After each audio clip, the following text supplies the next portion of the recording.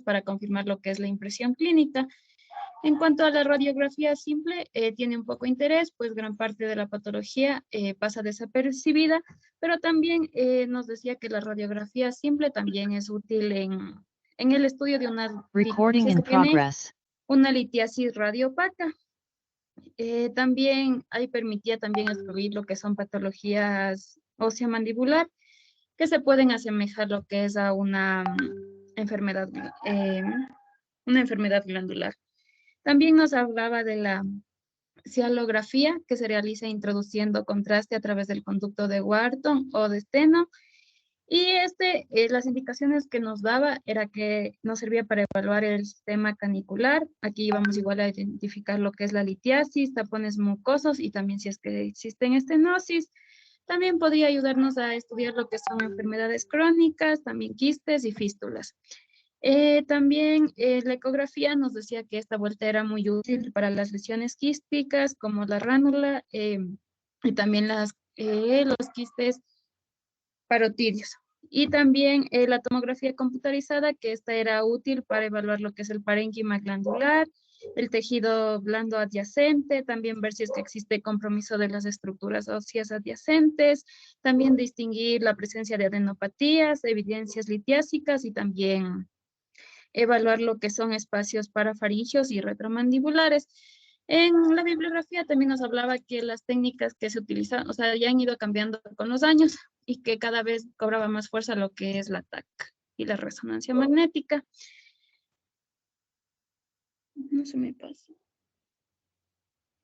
Bueno, en sí, un paciente que viene como, por ejemplo, con un cuadro de una cialolitiasis, un cuadro agudo, lo que primero le piden es un eco en la emergencia, porque es un paciente que viene en una fase aguda con mucho dolor y todo con una sensación de masa. Entonces le van a pedir el eco. Eso es como que el examen de inicio que se tiene. Y posterior, si es que ya se está pensando en un absceso o ya estamos pensando en masas o que está obstruyendo el conducto por una cialolitiasis crónica y a cuadros de repetición, ahí nosotros nos valemos más de la tomografía, serían los estudios que más utilizamos. Cialografía aquí no he visto que se hagan en lo que es ministerio, no se realiza ese examen, pero a nivel privado sí te ayuda a identificar todo lo que es el trayecto de la vía de excreción de la glándula, ¿no? Entonces eso como para que sepan que el estudio de inicio pues es el eco. La radiografía casi no se utiliza. De hecho no se utiliza, es eco y luego TAC, ¿ok? También nos hablaba en una parte que se hacían estudios histológicos, pero estos eran igual para diagnosticar lo que ya son patologías de las glándulas salivales, pero decía que esto más bien necesita o sea, de unas manos de un citólogo experimentado y se realizaba o sea, la biopsia de labiales que tenían su importancia. Este más era cuando era un síndrome seco o de Sjögren o para el diagnóstico de enfermedades sistémicas, o sea, no nos hablaba tanto del estudio histológico. Entonces vamos a empezar con las patologías no tumorales de lo que son de las glándulas salivales. Entonces, primero nos hablan que va a existir malformaciones de las glándulas salivales, inflamaciones agudas. En estas pueden ser bacterianas, también víricas. En las inflamaciones crónicas también puede haber traumatismo, cialorrea, fístula salival y estenosis. Entonces, la doc me había dicho que hable de las patologías que se van a ver con más frecuencia. Entonces tenemos primerito las inflamaciones agudas bacterianas, que es una parotiditis aguda bacteriana o también conocida como cialoadenitis bacteriana, que esta se va a tratar de la infección bacteriana de una o de ambas glándulas, ya sea también de la parótida y la submaxilar. El cuadro clínico o la clínica que esta va a tener es una afectación, va a haber tumefacción glandular, es típicamente puede ser unilateral y esta también va a ser extremadamente dolorosa, va a tener un cuadro de fiebre elevada, dolor intenso, también calor y rubor de la piel, va a tener inflamación y también aumento del dolor de la ingesta y también nos decía del trismo, que este era lo que era una dificultad a la abertura, nos decía que era un dolor en la articulación maxilar. También va a haber, o sea, puede existir, o sea, el orificio del conducto que puede estar eritematoso, inflamado y también puede haber secreción purulenta. Nos hablaba que la etiología de esta, la más frecuente, o sea, van a ser polimicrobianos, pero el más frecuente es el Staphylococcus aureus, seguido por el Streptococcus pneumoniae. También pueden existir factores de riesgo como son el tabaco, mala higiene bucal, también obstrucción del conducto salival, también toma de fármacos que pueden causar la sequedad de la boca. Entonces, el diagnóstico puede hacerse clínico, analítica de sangre y también, como ya nos dijo, lo que más utilizaba es la ecografía. En el tratamiento, nos hablaba que se podían administrar, o sea, la administración de antibióticos, que puede ser una antibiótico-terapia empírica, que iba a ser amoxicilina más ácido clavulánico, que o sea, ahí en donde estaba buscando, nos decía que las dosis eran de 125 miligramos en dosis de, o sea, o hasta dosis de 1 gramo por 8 horas, esto durante 8 a 10 días. También se podría dar analgésicos como son el paracetamol, que nos decía que este podría ser 1 gramo cada 8 horas. También a INES, como el ibuprofeno, nos hablaba que se iba a dar 600 miligramos cada 8 horas. Y lo importante de esto también es que esta puede ayudarse con abundante hidratación y medidas locales, ya sea calor y masajes. Y también en caso, si es que ya presenta un absceso, se precisaría lo que es el drenaje quirúrgico. A ver, las patologías por bacterias, las infecciones bacterianas de las glándulas salivales se llaman cialoadenitis, ¿ya? Eso puede presentarse en cualquier glándula. Pero si tú dices parotiditis, es solo la parótida. Eso primero para aclarar, ¿ya? Segundo, el trismos es la dificultad de la apertura bucal. El paciente no va a poder abrir la boca porque está comprometido por una inflamación, el espacio massétero, que es del justo infla en el cachete. Y ahí si ven ese huequito que se forma cuando ustedes aplastan lo que inflaron el cachete, es el massétero. Entonces, cuando ese espacio está inflamado, dificulta la apertura bucal. Eso es el trismos, ¿ya? De ahí, en cuanto al tratamiento con lo que es la amoxicilina y el ácido clavulánico, como sabemos, la amoxicilina se le da en dosis de 80 a 90 miligramos kilogramo dosis, ¿no es cierto? Entonces, eso se le da cada 8 horas. Pero, por ejemplo, si ustedes utilizan amoxicilina más ácido clavulánico 1 gramo, esa presentación se lo utiliza cada 12 horas, no cada 8. ¿Por qué? Porque tiene muchos efectos gastrointestinales y aparte de eso, el tiempo de acción del fármaco da para que se pueda utilizar cada 12 horas, ¿ya? Eso tengan claro. Sigue nomás, Dani. Ya, y luego teníamos las inflamaciones víricas, la parotiditis aguda o epidémica, que esta era más conocida, o sea, en nuestro medio por las paperas que se dice. Entonces, esta consiste en la infección vírica de ambas parótidas por un virus del grupo Paramyxovirus. Entonces, esta nos decía que era una inflamación progresiva de una o ambas glándulas de las parótidas, y estas eran más frecuentemente bilaterales en el 90% de los casos. Entonces, nos decía que la clínica de esta, lo primero que se va a presentar, o sea, que tiene son fiebre moderada a alta, puede presentar cefalea, malestar general, también dolor muscular, pérdida del apetito, debilidad y fatiga. Y también esta puede presentar síntomas locales como estumefacción en la cara, dolor preauricular y también esta iba a empeorar con la salivación. Esta también nos puede dar lo que son complicaciones como orquitis, meningitis y también pérdida de la audición. Y en esta también se podía transmitir de persona a persona y también por el aire, que este era mediante las gotitas. En el diagnóstico de esta se iba a establecer por la historia clínica y también los datos de la exploración física. Nos hablaba en esta que el tratamiento es sintomático, pero incluía reposo, analgésicos, calor local, así también como forzar una buena hidratación. En la mayoría de los casos, la enfermedad confiere una inmunidad para toda la vida y también se debería recordar que en los recién nacidos y en los niños hasta los 9 meses, o sea, la inmunidad pasiva va a ser adquirida adquirida de la madre. También en esta nos decía que podríamos darle lo que son medidas higiénicas, dietéticas y también lo que se va a dar compresas frías. También nos decía que podía darse enjuagues de agua con sal. Y también se va a aislar al paciente, como ya les dije, este se puede transmitir de persona a persona. Dentro de las medidas higiénico-dietéticas que estás conversándonos, está el uso de los secretagogos, y esto es tanto para la parotiditis viral como para la bacteriana. Los Sí, sí, doc. secretagogos son cualquier sustancia ácida que obviamente produce la salivación. Todos piensen ahorita en limón con sal. Y empezaron a salivar, ¿no es cierto? Ujú. Sí, doc. Se les llenó no la boca de saliva. Sí, doc. Entonces, la idea de esa es la producción de la saliva por medio del uso de secretagogos. Entonces, eso va a hacer que obviamente al momento que está funcionando más la glándula, se pueda dar un mejor drenaje y se eliminen todas las secreciones, en el caso de la purulenta. Y en cambio, en la vírica lo que hace es ayudar con el proceso de desinflamación. ¿Ok? Doc, aquí también se utilizaban los cialogogos, que era, por ejemplo, la pilocarpina o también la cevimelina, para que secrete más saliva. Sí. Ajá, Ya. hay la pilocarpina es la que más venden en la Fibeca. Entonces, eso se utiliza, por ejemplo, eso utilizamos en pacientes con síndrome de Sjögren, que es una enfermedad autoinmune que se caracteriza por la sequedad de las mucosas.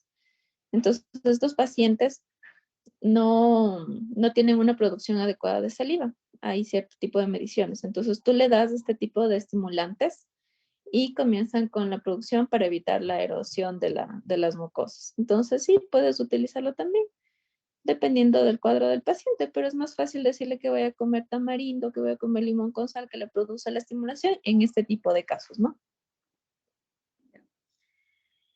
También nos hablaba de las inflamaciones crónicas, que se puede dar una parotiditis crónica recidivante, y esto se trataba más bien de una inflamación sobre una infección de una parótida y consistía en una enfermedad que esta iba a tener una patogenia desconocida.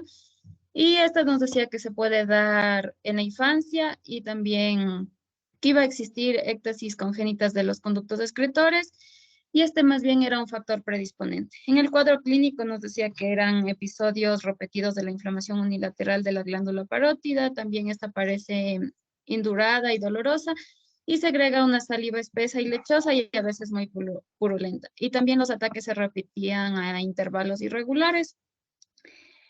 En el diagnóstico nos decía que se realiza por la anamnesis y la evaluación clínica y en la cialografía es frecuente encontrar éctasis ductales arrosariados. Estaba buscando eso de los ductales arrosariados, pero no les encontraba. Doc, ¿me podría explicar eso? Son El tratamiento. como perlas en rosario. Ah, ¿Han visto o sea, son los calculitos como un rosario, tal cual? ya. Y en el tratamiento, como esta se desconocía el agente etiológico y eso, entonces decía que, o sea, no se conocía el tratamiento y se solía tratar con antibióticos de amplio espectro y también garantizar el flujo salival y aquí estimular la salivación, lo que es por los cialogogos que se iban a utilizar. En estos y en casos raros, a la falta de respuesta a estas medidas obligaba a una parotidectomía parcial, pero esto con conservación del nervio facial. En cuanto a la litiasis salival o cialolitiasis, esta consiste en la aparición de los cálculos en los conductos de excreción de la glándula salival, estos que provocan una obstrucción y también un proceso inflamatorio secundario. Esta se trataba de una enfermedad del adulto que se iba a presentar sobre todo en la quinta y en la octava década de vida. Era más frecuente en las glándulas submaxilares por diversas razones, o sea, la saliva aquí es cero mucosa, el drenaje es contra la gravedad y además el conducto de Wharton es muy estrecho. Y nos decía que esto se presenta, por ejemplo, el porcentaje en la glándula maxilar representa aproximadamente el 85% de los cálculos, en la parótida el 14% y en la sublingual el 11%. Entonces, en cuanto a la clínica y el diagnóstico, nos dice que primero va a ser una inflamación dolorosa que coincide con la comida o después. Y aquí también el paciente, o sea, que cada vez que cuenta que tiene hambre y piensa en comida, él siente como que se le inflama la glándula. Entonces, ahí es porque aparece en los momentos de máxima salivación. Suele ser unilateral y va a tener boca seca y el trismo. En cuanto también nos decía que la etiología de esta va a ser idiopática y esta puede formarse por la mineralización de los materiales diversos, ya puede ser como cuerpos extraños, células epiteliales descamadas, también microorganismos que influyen en la alteración de la producción de la saliva. Y en cuanto al diagnóstico va a ser clínico y esto es a la palpación intraoral y podría identificarse lo que es un cálculo en el trayecto del conducto excretor. También se van a hacer ecografías o radiografías del suelo de la boca. Y también nos decía que podía haber dos fases y cuando superaba la fase aguda podría realizarse también una cialografía, que esta era para localizar de forma más exacta eh, los cialolitos y también un ataque y una resonancia magnética que nos podría ayudar para tener una buena visualización, pero nos decía que más con el diagnóstico, o sea, que era con la palpación se podría tocar, o sea, se podría ya sentir. Entonces aquí el tratamiento nos decía que el tratamiento inicial se avanzaba Regresen un igualmente en ratito a mi analgésico. teléfono. Ya, ahí tienen una tomografía. ¿Dónde está el cálculo? Eso, muy bien. Acuérdense siempre que esos se los van a ver como un huesito porque están calcificados, ¿no es cierto?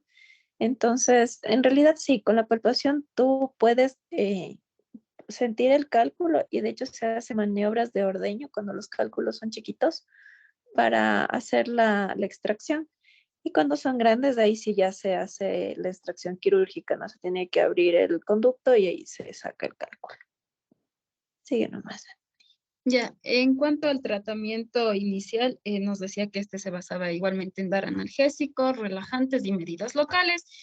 Y cuando es posible se debe realizar la extirpación del cálculo y esto era lo que cuando se extirpaba, o sea, iba a tener una rápida desaparición del dolor. Y en los casos que ya iban a ser recidivantes, también o sea, se puede hacer procesos de extirpación de la glándula salival correspondiente, donde vamos a encontrar. También nos decía que sí se podía dar también profilaxis antibiótica en sospecha de que si es que existe una posibilidad de sobreinfección. Luego, siguiendo de estos tenemos la cialosis, que esta se trata de una enfermedad de naturaleza distrófica, también nutricionales y a menudo son denominadas cialoadenosis, que donde existe una afectación sistémica frecuente. Esta más bien se caracterizaba por lo que es y clínicamente estas se trataban, o sea, se trata de una enfermedad que da lugares, van a ser inflamatorias, son indoloras de los glándulos y tenían Se te va el audio, posterior disminución. como que te alejas del micrófono. Ponte bien, porque se te va, no se te escucha bien. ¿Ahí me escucha? Sí, ahí se te escucha bien. Ya, entonces también tenía una disminución posterior de la salivación, también sequedad oral, que esto nos decía que podía ser, bueno, la sequedad oral más bien le llamaban serostomía, y también la cialosis era más frecuente que afectaba a la parótida y entre las causas más frecuentes de estas era el alcoholismo. Entonces aquí va a haber una hipertrofia en el 80% de los sujetos alcohólicos. También el exceso de los alimentos ricos en almidón y también los estados desnutricionales. También aquí nos decía que debíamos ver como causa sistémica que podemos descartar el síndrome de Sjögren. Ay, se me fue ese nombre. Sjögren. Sjögren, sí. También la Yes. sarcoidosis y el síndrome de Sjögren, porque se me ha perdido la diapo. Bueno, nos decía que se trataba, como ya nos dijo, de una enfermedad de carácter autoinmune. Esto era caracterizado por la inflamación y la destrucción de las glándulas lagrimales y también salivales. Y aquí también igual se iba a producir lo que es una infiltración linfocitaria que conllevaba un aumento de las glándulas salivales, en especial de la parótida. El diagnóstico parece se confirmaba, o sea, la presencia de anticuerpos específicos, así como por biopsia de las glándulas salivales menores. Y nos decía que en este el tratamiento es problemático porque se desconocía la etiología y más bien está encaminado este síndrome a combatir lo que es la sequedad de la boca y aquí se utilizaban los cianogogos. Luego teníamos la sarcoidosis, que esta era una enfermedad igual autoinmune que afectaba en el 50% de los casos a las glándulas salivales menores y tan solo en un 4% a la parótida. Y aquí igualmente decía que la importancia era de la biopsia labial, esta era para el diagnóstico. En el síndrome de inmunodeficiencia adquirida era la infección por el virus de la inmunodeficiencia adquirida que puede producir una hipertrofia linfoproliferativa con quistes en el espesor de las glándulas salivales. Y en cuanto al traumatismo, nos decía que afectaba a las glándulas salivales, puede ser una afectación nerviosa tanto del nervio facial como el del hipogloso o también como del nervio lingual.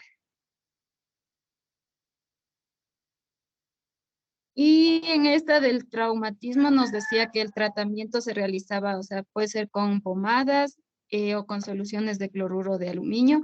Y en ocasiones se recomendaba lo que es la neuroectomía del nervio timpánico, o sea, en la caja timpánica. Y también nos decía que actualmente se utilizaban toxina botulínica en esto. Y en cuanto a la cialorrea o al tialismo, esta es una secreción salival excesiva y no el derrame de la saliva fuera de la boca. También puede producirse por cialorrea, pero también en pacientes que tienen una disfagia. Y en las causas de estas que se pueden descartar eran las lesiones digestivas, las intoxicaciones, causas neurológicas o efectos secundarios a medicamentos. En cuanto a la fístula salival, esta nos decía que puede ser de origen secundario a un traumatismo de la glándula o también del conducto excretor y aquí van a haber intervenciones quirúrgicas, pueden haber inflamaciones específicas o inespecíficas y también puede darse una malformación congénita. Y en la estenosis nos decía que pueden ser extrínsecas o por alteraciones odontológicas, o sea, alteraciones odontológicas iban a ser principalmente, también infecciones, traumatismos, cálculos o inclusión neoplasia. Todo esto.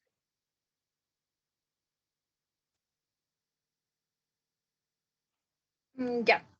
En cuanto a la patología tumoral de las glándulas, bueno, primero tenemos que las glándulas salivales, bueno, los tumores de las glándulas salivales son relativamente infrecuentes. Vamos a ver que por lo general se manifiestan como una tumefacción en una de las glándulas, en su mayoría de las glándulas mayores, como vemos en la imagen, o menores, pero de la boca. Los procesos tumorales de las glándulas salivales son o corresponden alrededor del 3% de todos los tumores de la cabeza y cuello. Según la Organización Mundial de la Salud, el 59-79% de los tumores de las glándulas salivales son benignos, con un promedio del 80-85% para la glándula parótida. Y bueno, lo importante de aquí es que, por ejemplo, mientras que lo más frecuente es que exista tumoración de la glándula parótida en un 80%, el 85% de estos tumores iban a ser benignos. Mientras que, por otro lado, cuando las glándulas salivales menores corresponden a un 35% de la patología tumoral, pero aquí el 80% de estos tumores iban a ser malignos. ¿Ya? Y es así que la epidemiología global de los tumores malignos en glándulas salivales iba a ser en alrededor del 25 al 64%. Ya, entonces, bueno, como conclusión, el 80% de los tumores son parotidios, el 10% son submaxilares y el 10% corresponden al resto de glándulas. Lo que deben saber, chicos, de la epidemiología es glándula grande es benigno. Un tumor, la mayoría son benignos. Glándula pequeña, riesgo de cáncer. ¿Ya? Eso. Sí. Eso deben acordarse. Justamente eso, no decía que era como una regla que mientras disminuye el tamaño de la glándula, aumenta la probabilidad de la malignidad. Ya, en cuanto a la etiología, esta es poco conocida. Está relacionada con el tabaquismo, ciertos tipos de cánceres, con la inmunosupresión, con el virus del Epstein-Barr y con la radiación. Cámbiale, por favor. Ya. En cuanto a la clasificación de las glándulas tumorales, de los tumores de las glándulas tumorales, la última de la OMS del 2017 lo clasifica como tumores malignos y tumores benignos, donde vemos que hay una gran lista de tumores, tanto malignos como benignos. ¿Ya? Cámbiale, por favor. Ya el más común, que bueno, vamos a hablar de los más frecuentes, va a ser el adenoma pleomorfo. El adenoma pleomorfo es la proliferación de células epiteliales y mesenquimales, que estas pueden dar lugar a tejido óseo, cartilaginoso, hialino y alimentos mucoides. Se va a manifestar como una masa de crecimiento lento. Esta va a ser indolora, va a estar bien delimitada, va a estar indurada la palpación, va a ser libremente desplazable. Lo importante es que no se adhiere a planos profundos y su tamaño oscila entre 2 a 6 centímetros. Sin embargo, yo aquí en la imagen les puse un caso que encontré de una paciente con un adenoma pleomorfo que, bueno, claramente mide más de 6 centímetros, entonces era una curiosidad y por eso lo puse. Y el resto de sintomatología va a depender de la localización, pudiendo producir disfagia, disnea, ronquera, dificultad para masticar y epistaxis. En cuanto al diagnóstico, se debe hacer, según hallazgos clínicos, una biopsia excisional o aspiradora con aguja fina, tomografía computarizada y resonancia magnética. Y lo importante, por mencionar, es que nos decían que nunca, bueno, si se va a tocar una parótida para biopsiarla, es porque también la vamos a quitar, ya que al momento de biopsiar una parótida podemos lesionar el nervio. Entonces, esta es como que una regla. Ya si se va a tocar una parótida, es para quitarla. Y en cuanto al tratamiento, está la paridectomía superficial o total, con preservación del nervio facial, la cerebrectomía submandibular, la incisión local amplia por una glándula salival menor. Cámbiale, por favor. A ver, espérate un ratito, regresate. Este es el más común. Entonces, ¿qué deben saber? El adenoma pleomorfo primero es benigno o maligno. Es benigno. Ya, perfecto. Entonces, si es que le sale en una biopsia, una PAF, una punción por aguja fina, no aspiradora, o aspiración en todo caso. Si es que le sale adenoma y ustedes ya saben que eso es benigno, que con el retiro el paciente va a estar bien, no necesita manejo adicional. Segundo, sí, las características de la glándula son las que denotan a este tipo de masas que van a ser, tal cual nos dijiste, limitada, indurada, móvil y todo eso. Sí pueden haber adenomas que sean gigantes, sí están descritos algunos casos en la literatura, entonces, exacto, está perfecta esa imagen. Lo que sí llama la atención es que es bastante nodular, ¿no? Entonces sí habría que ver tiempo de evolución y todo eso. Como bien dijiste, la clínica va a depender de qué tanto efecto de masa esté realizando el tumor como tal. Entonces, los pacientes pueden incluso venir con una hipoacusia por el efecto de masa que tiene el tumor. El diagnóstico realmente es clínico. Mandamos a hacer eco. Es cierto, casi no se manda a hacer una PAF porque usualmente lo que hacemos es mandar una tomografía o un eco y el eco ya te da las características del tumor por el riesgo de daño del nervio facial. Y el tratamiento es la paridectomía. La superficial es lo que se hace comúnmente, ¿no? Porque como ustedes saben, la glándula parótida tiene dos lóbulos, superficial y profundo, que va a estar dividido por el nervio facial, ¿no? Dale.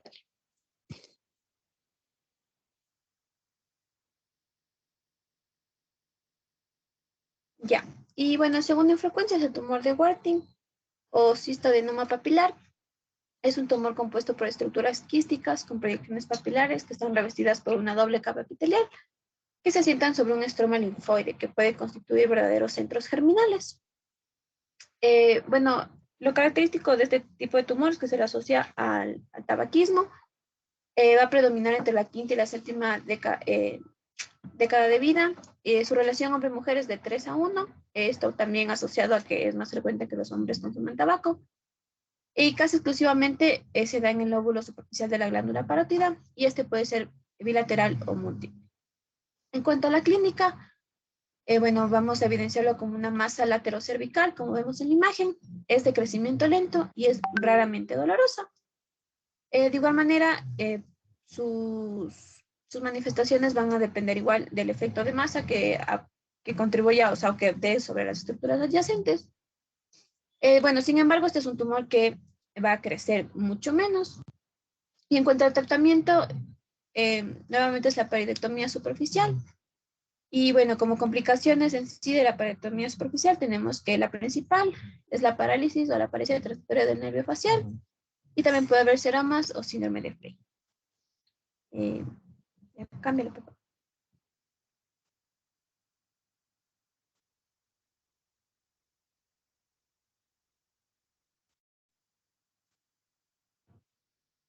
Ya.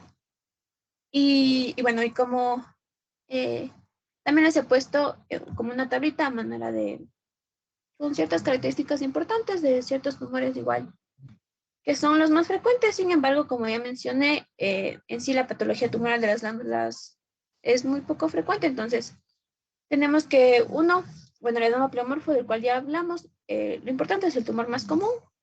El tumor de Warthin está asociado con el tabaquismo.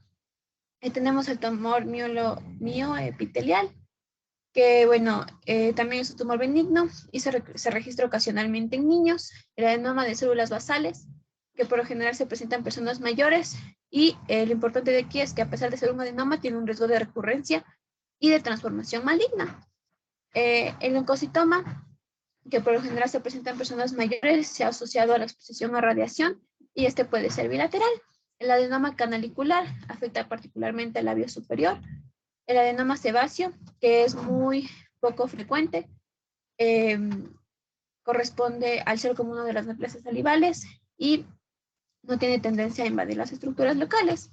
Tenemos linfadenomas, entre ellos está el no sebáceo y el sebáceo. El no sebáceo, que está localizado normalmente en la glándula parotidia, y el sebáceo, que nos decía que era un tumor muy raro, tanto así que se ha reportado menos de 10 casos. Tenemos papiloma ductal, en donde está el papiloma ductal invertido, que es más frecuente en jóvenes, con predominio masculino, y es un tumor de las glándulas salivales menores. El papiloma intraductal, que es muy raro, presente en personas mayores y de igual manera de las glándulas salivales menores. Y el ciuloadenoma papilífero, sí, que es muy raro, pero bueno, este va a estar ubicado en paladar y se presenta como una lesión papilar y verrugosa. Y el cistoadenoma, que tiene predominio femenino y que se ubica principalmente en las glándulas salivales menores, sobre todo en las glándulas ubicadas en los labios y en la mucosa bucal. Ya. ¿Eso es todo lo que tenían que presentar hoy? No, eso es todo por glándulas. Adelante. Ya. No, está bien. Acuérdense siempre, el adenoma pleomorfo y el tumor de Warthin. Esos son los más comunes que van a encontrar. Así que eso es más bien. Ya, buenas tardes, Doc. Mi nombre es María José Pasquel y con mi compañera Dominica Pilco les vamos a hablar sobre la embriología y anatomía de la cavidad oral. Siguiente, por favor. Empezamos con la embriología de la cavidad oral. Y cabe recalcar que la característica más típica del desarrollo embriológico de la cabeza y del cuello es la formación de los arcos braquiales.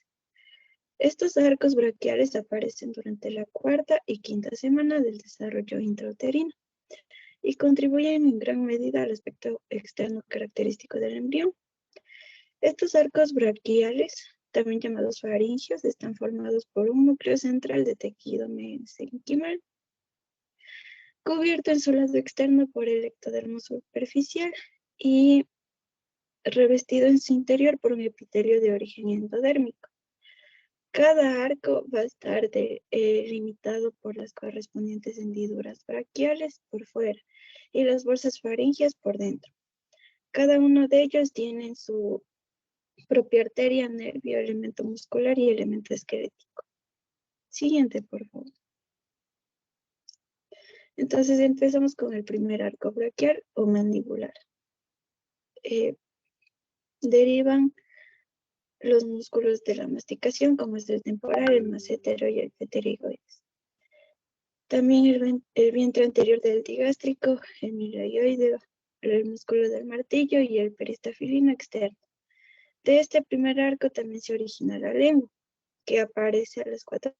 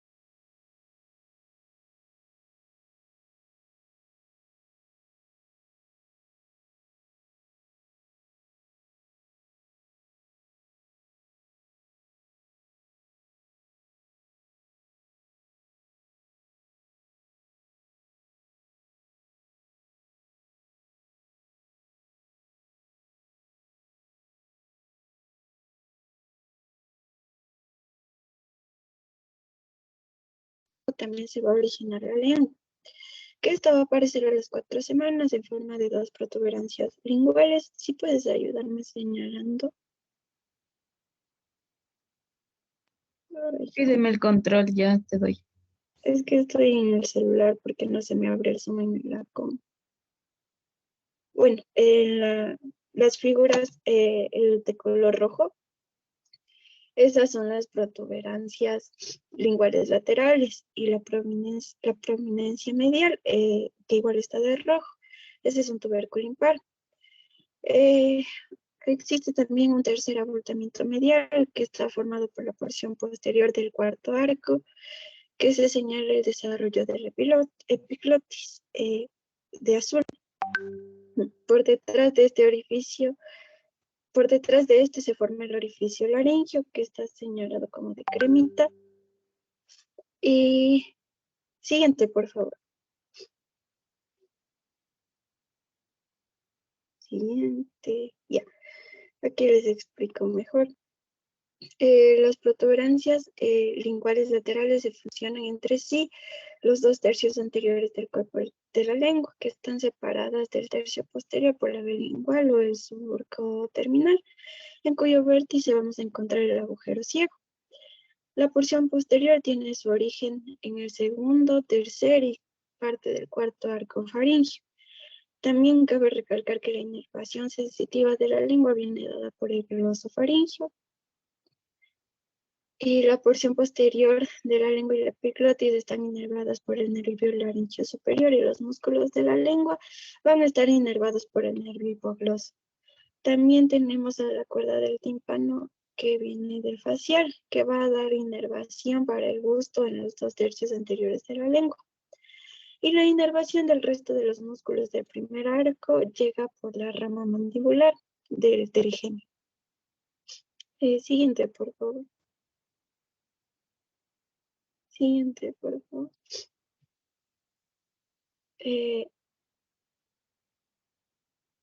El segundo arco braquialoideo. Este da origen al músculo del estribo, al estiloideo, al vientre posterior del digástrico, al músculo auricular y a los músculos de la expresión facial. Todos estos músculos están inervados por el nervio facial, que es el correspondiente al segundo arco. También el tejido inicialmente es cartilaginoso del segundo y tercer arco que van a formar el hueso hioides. Siguiente, por favor.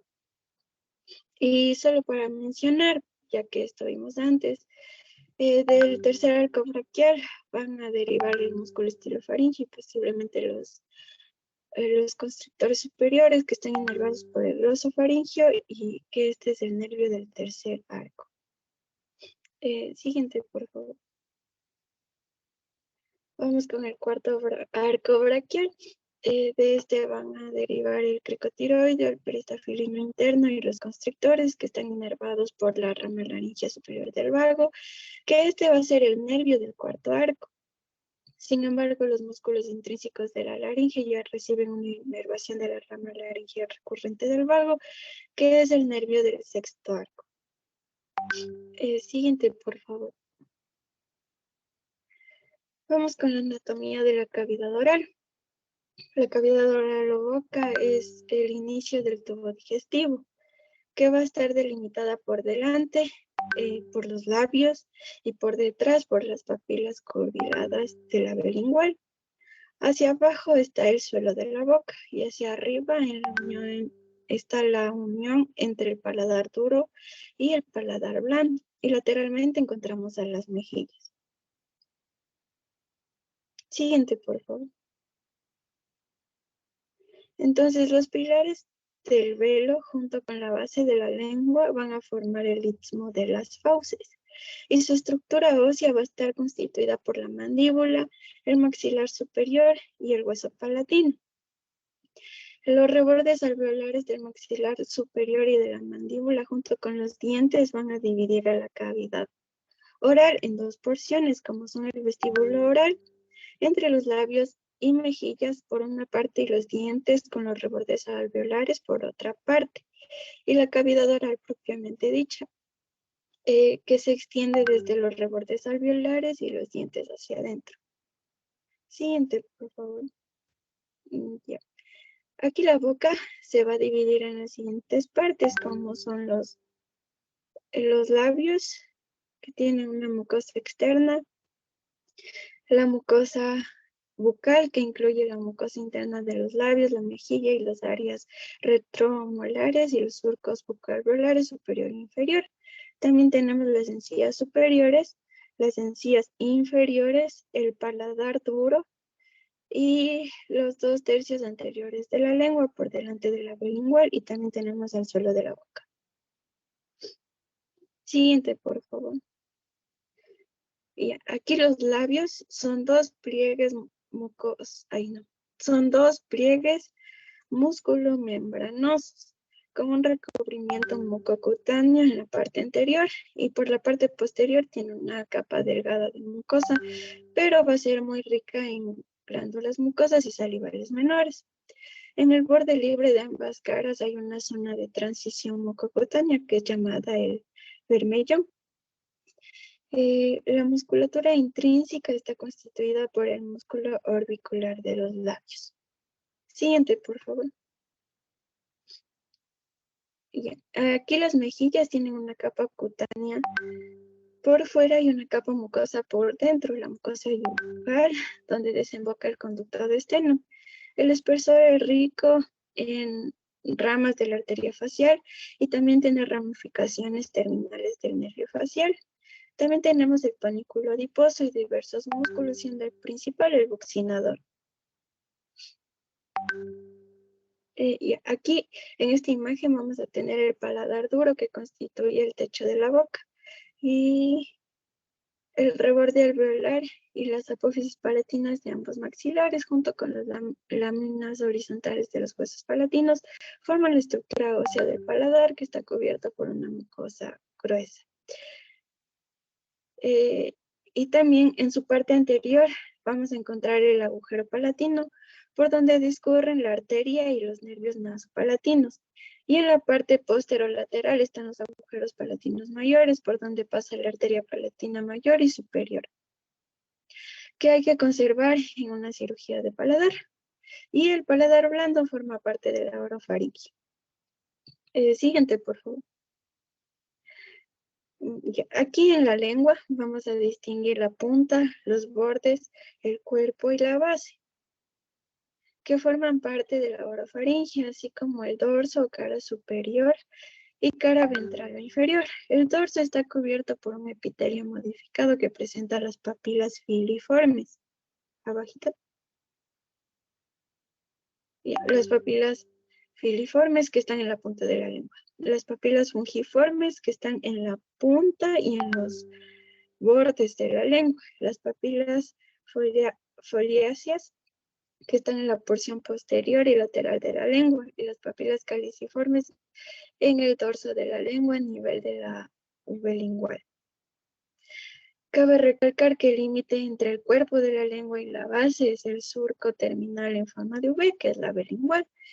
Y en el centro vamos a encontrar un agujero que se llama el agujero ciego. Siguiente, por favor.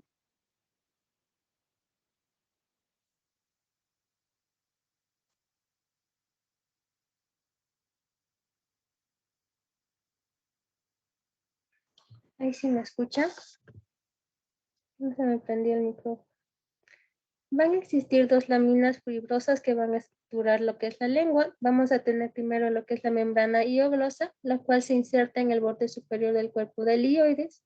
Y vamos a tener el septum lingual, que como se ve en la imagen tiene una forma de hoz y está orientada Se te sagitalmente. escucha entrecortado. Ahí se me escucha mejor. Aló.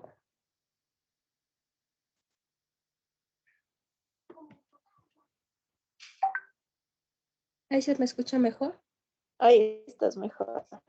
Ya. Luego tenemos el septum lingual, el cual tiene forma de hoz y está orientada sagitalmente. Este va a dividir en dos mitades la musculatura lingual. Pásale, por favor. La musculatura de la lengua va a permitir lo que es la extrema movilidad de esta y va a existir músculos que van a discurrir libremente en el cuerpo de la lengua sin inserción ósea alguna, los cuales van a ser los músculos extrínsecos, en los cuales vamos a tener el músculo transverso, el músculo longitudinal y el músculo cervical. En cambio, van a existir otro tipo de músculos que van a ser los que se originan en puntos firmes óseos, los cuales van a ser los músculos intrínsecos. Entonces, aquí, como podemos ver en la imagen, vamos a tener el músculo estilogloso, al músculo geniogloso, al músculo hiogloso y al músculo palatogloso. Pásale, por favor. El piso de la boca. El piso de la boca se va a dividir en dos zonas, la que ya vimos que es la zona lingual que corresponde a la lengua y la zona perilingual. Esta zona perilingual va a contener lo que es el frenillo lingual, que es la estructura que une la lengua con el piso de la boca. También tenemos aquí las glándulas sublinguales que ya vimos la clase anterior y las carúnculas que van a ser la desembocadura del conducto de Wharton de la glándula submandibular. También tenemos los músculos del piso de la boca que también se denominan músculos suprayoideos. Entonces en estos músculos vamos a tener lo que es el músculo miloioideo y el músculo geoideo, los cuales van a dar lo que es el soporte al piso de la boca y además van a permitir lo que es la elevación de la laringe al deglutir. Pásale, por favor. La vascularización, la vascularización se va a dar primeramente, la arteria carotídea externa va a irrigar a través de la arteria lingual la lengua. A través de lo que es la arteria sublingual se va a irrigar lo que es el suelo de la boca, el piso de la boca. Y a través de la arteria facial se va a irrigar lo que es las mejillas, y a través de lo que serían la arteria faríngea descendente y la arteria palatina descendente, que va a ser rama de la arteria maxilar interna, se va a irrigar lo que es el velo del paladar. Pásale, por favor. El retorno venoso se va a dar por venas idéntica denominación de lo que son las arterias, y estas van a ir hacia la vena facial o el plexo venoso pterigoideo, y los cuales van a desembocar en lo que es en la vena yugular interna. También hay una comunicación a través del plexo pterigoideo con el seno cavernoso. El retorno linfático, en cambio, el retorno linfático se va a realizar a través de los ganglios regionales, tanto submentales y submandibulares, así como los parotidios, los cuales van a confluir en lo que eran los ganglios linfáticos de la cadena yugular interna. Hay que tomar en cuenta que los vasos linfáticos de la lengua y del suelo de la boca son homolaterales, son tanto homolaterales como cruzados. Entonces esto nos iba a explicar la incidencia de algunas adenopatías metastásicas contralaterales. Esto era como un dato extra que había leído igual. Pásale, por favor. Luego tenemos la inervación. La inervación de la lengua se iba a dar una inervación motora por el nervio hipogloso, una inervación sensitiva por el nervio lingual. El nervio vago iba a inervar lo que era la porción posterior de la base lingual. La inervación sensitiva gustativa se llama nervio glosofaríngeo, esto para la base lingual. El nervio lingual, del nervio lingual salían fibras que iban a formar el nervio cuerda del tímpano, el cual se iba a integrar en lo que era el nervio facial, esto para la inervación de lo que eran los bordes y la punta de la lengua. Aquí tenemos como tenemos un gráfico en donde podemos ver en el número 1 que sería la inervación de la parte del nervio lingual con el cuerda del tímpano. En el número 2 tenemos lo que es la inervación por el nervio glosofaríngeo, y en el número 3 la inervación por el nervio vago, que iba a inervar lo que era la porción posterior de la base lingual. Pásale, por favor. El piso de la boca iba a tener una inervación motora por el nervio milioideo, que era rama del nervio mandibular, que procedía de la tercera rama del trigémino. También tenía una inervación sensitiva igual por el nervio trigémino, una inervación secretoria para las glándulas salivales, que iba a ser una inervación de tipo parasimpática a través del nervio cuerda del tímpano y ramas del ganglio submandibular. También teníamos una inervación simpática para los vasos de las glándulas, esto por el plexo carotidio. En cuanto a la inervación de la musculatura masticatoria, teníamos una inervación motora por el nervio mandibular del trigémino, y para la musculatura de la mejilla y para el músculo bucinador por el nervio facial. Pásale, por favor. La inervación de los dientes, y vamos a tener tanto una inervación sensitiva, esto por el nervio maxilar que procedía de la segunda rama del trigémino, y la inervación de la mandíbula, que era por el nervio mandibular, que era la tercera rama del trigémino. También teníamos la inervación de la articulación de la mandíbula, la cual se iba a dar por el nervio mandibular, por el nervio auriculotemporal, que era una rama del nervio mandibular. Pásale, por favor. Luego tenemos el anillo linfático de Waldeyer, el cual es una estructura de tejido linfoide cuya función va a ser la protección de la entrada de la vía aérea y digestiva, ya que iba a permitir, lo que es el contacto de los antígenos que son potencialmente dañinos para nosotros, pero nos va a permitir un contacto controlado, permitiendo el desarrollo de lo que eran los linfocitos específicos, y por lo tanto nos permitía tener una óptima respuesta inmune. Entonces, el anillo de Waldeyer iba a estar conformado por lo que eran las amígdalas palatinas, las amígdalas faríngeas o adenoides, las amígdalas tubáricas o de Gerlach y las amígdalas linguales. Bueno, las adenoides se iban a ubicar en lo que era la pared posterior de la nasofaringe y hay que tomar en cuenta que en los niños estas adenoides se iban a encontrar hipertróficas, las cuales podían obstruir lo que eran las coanas y dificultar la respiración, y ya cuando avanzaban en edad, en la adolescencia, este tejido se iba a atrofiar.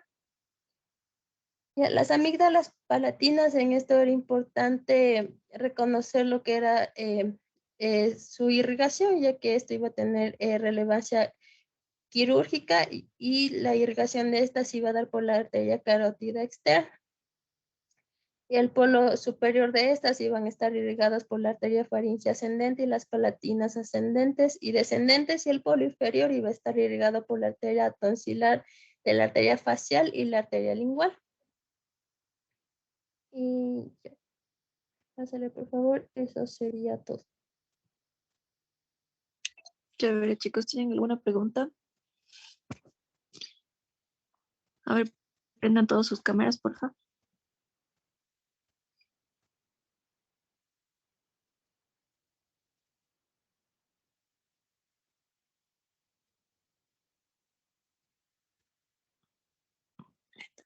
Prendan las cámaras. Dani, María Emilia. Eso. Tengo una pregunta, chicos. ¿Entendieron? Doc, ¿hasta qué edad les crecen los adenoides a los niños y cuándo les llegan a considerar para sacarles o no se les saca? Ya. Verán. Las adenoides van a tener 2 picos de crecimiento. Van a tener el primer pico de crecimiento más o menos a los 2 años de edad y más o menos entre los 2 a 3 años de edad es el primer pico de crecimiento en donde van a tener mucha actividad proliferativa. Luego va a haber un pico de crecimiento a los 5 años y a partir de eso ya comienza a disminuir el tamaño de las adenoides y se vuelven atróficas, tal como expuso Dani.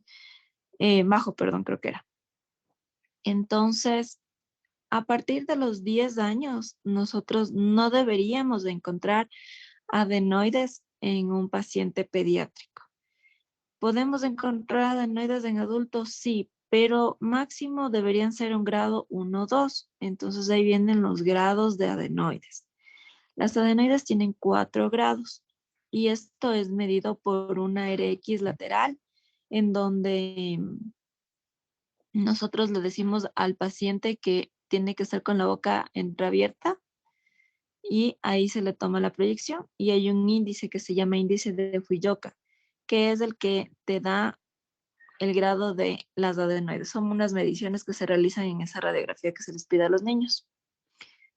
Entonces, ahí nosotros medimos cuándo se consideran quirúrgicas los grados 3 o 4 una vez que no han respondido al tratamiento. Por eso se han visto que nosotros les mandamos a los pacientes que vayan y que hagan tratamiento por un mes. Vemos si es que el niño sigue roncando, si es que tiene muchas infecciones de repetición. ¿Cuál es el problema de unas adenoides grandes? Que aparte de darte un factor obstructivo que puede ocasionar que el niño se ronque. Vale, ¿estás dormida? No, Doc. Se le congeló la cámara. Ya. No, Doc, aquí estoy. Entonces, aparte de que les da no pueden respirar bien, comienzan los niños a roncar y tienen infecciones de repetición, no solo nasales, sino también a nivel de los oídos, les dan otitis a repetición, porque las adenoides se vuelven reservorios del famoso biofilm que les hemos dicho algunos en la consulta, en donde se queda, es como una capita donde se quedan las bacterias y eso comienza a producir que existan infecciones de repetición. Ya, entonces por eso es importante valorar las adenoides. ¿Alguien más? ¿Alguna otra pregunta? Gracias, Doc. ¿Cómo era el nombre de la escala? El índice de Fujioka.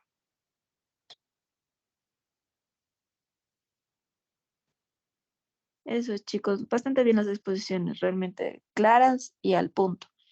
Como les dije, en tumores, lo concreto, adenoma y el tumor de Warthin, que es lo más común. De hecho, los adenomas son bastante comunes aquí en la población, entonces es algo que sí deberían saber reconocer. Hacer siempre un examen físico de otorrino completo, si es que pueden valorar. Y el tratamiento en realidad es la exéresis, igual para lo que es la cialolitiasis. Cuando tienen una cialoadenitis, dar tratamiento viendo si es que es viral o bacteriana, y en el caso de la bacteriana utilizar los antibióticos, hacer los drenajes y las compresitas calientes. Sí, eso sí es importante y eso es algo que sí les va a llegar a la consulta. Y acuérdense siempre que las parotiditis virales o las famosas paperas son contagiosas, entonces el niño tiene que entrar en aislamiento, recibir el tratamiento y aparte de eso, hacer siempre un seguimiento del paciente por las complicaciones que puede presentar, ¿ok? No se olviden de eso. Las famosas hipoacusias después de una parotiditis o también los hombres que se quedan infértiles, ¿ok? Ya chicos, muy bien. Nos vemos con los que nos veamos y con nosotros linda tarde. Chao chicos, los que les vaya bien. Gracias, Hasta luego, Doc. Gracias, Chao. Doc, hasta luego.